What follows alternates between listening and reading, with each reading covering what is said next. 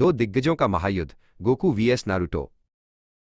एक सुनसान और पथरीली वादी में दो महान योद्धा एक दूसरे के सामने खड़े द एक तरफ था सैयन योद्धा गोकू, जो हमेशा नए मुकाबले की तलाश में रहता था।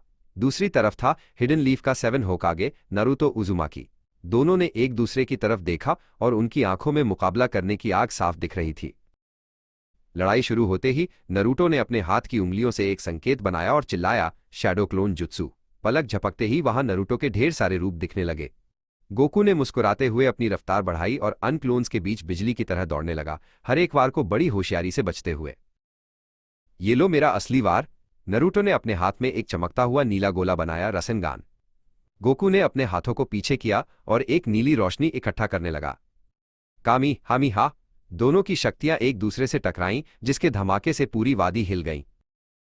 नारुतो को एहसास हुआ कि गोकू की ताकत उनकी सोच से कहीं ज्यादा है। उसने अपनी आंखें बैंड की और कुर्मा की लाल चक्र को जगाया। उसके शरीर के चारों तरफ एक गुस्से वाली लाल औरा बन गई और उसकी आंखें लोमड़ी जैसी चमकने लगीं। गोकू ने हैरानी से देखा और कहा, तुम्हारी ऊर्जा बढ़ रही है।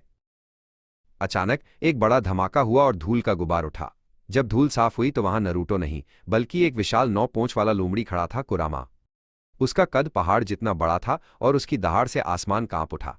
गोकू नीचे से यूएस विशाल जीव को देख रहा था। गोकू ने ऊपर देखा, जहां बदलों के बीच से पूरा चांद चमक रहा था। उसने एक गहरी सांस ली और उसकी आंखें लाल होने लगीं। अगर तुम बड़े हो सकते हो तो मैं भी पीछे नहीं रहूंगा। गोकू का शरीर तेजी से फूलने लगा और उसके शरीर पर घने बाल आने लगे।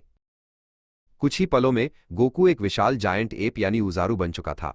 वो एक विशाल बंदर था जिसकी आंखें खून की तरह लाल थिन और डांट किले जैसे नुकीले। और फ्लैट मैदान में दो विशाल राक्षस आमने सामने तैयार एक आखिरी युद्ध के लिए। उजारू ने एक जोरदार छलांग लगाई और कुर्मा पर टूट पड़ा। कुर्मा ने अपनी 9 पूंछ का इस्तेमाल करके उजारू को लपेटने की कोशिश की, पर उजारू की ताकत बहुत ज्यादा थी। उसने कुर्मा की एक पूंछ पकड़ी और उस घुमाकर जमीन पर डे मारा। कुर्मा ने हार नहीं मानी। उसने अपने मुंह के पास बहुत सारी काली और बैंगनी ऊर्जा इकट्ठा की और एक बीजू डामा टेल्ड बीस्ट बॉम्ब बनाया। ये एक विनाशकारी गोला था। उसने वो गोला पूरी शक्ति के साथ उजारू की तरफ फेंक दिया। उजारू ने अपना मुंह खोला और उसके अंदर से एक सुनहरी और विशाल ऊर्जा की धार, माउथ एनर्जी वेव निकली। वो बीम सीधा कुरामा के बीजू डामा से जा टकराई। दोनों शक्तियों के बीच एक भयंकर मुकाबला हुआ, पर उजारू की सायन शक्ति ज्यादा प्राचीन थी। उजारू की बीम ने कुर्मा के गोले को खत्म कर दिया और सीधा कुरामा से जा टकराई। एक जोरदार धमाका हुआ और कुर्मा पीछे गिर गया।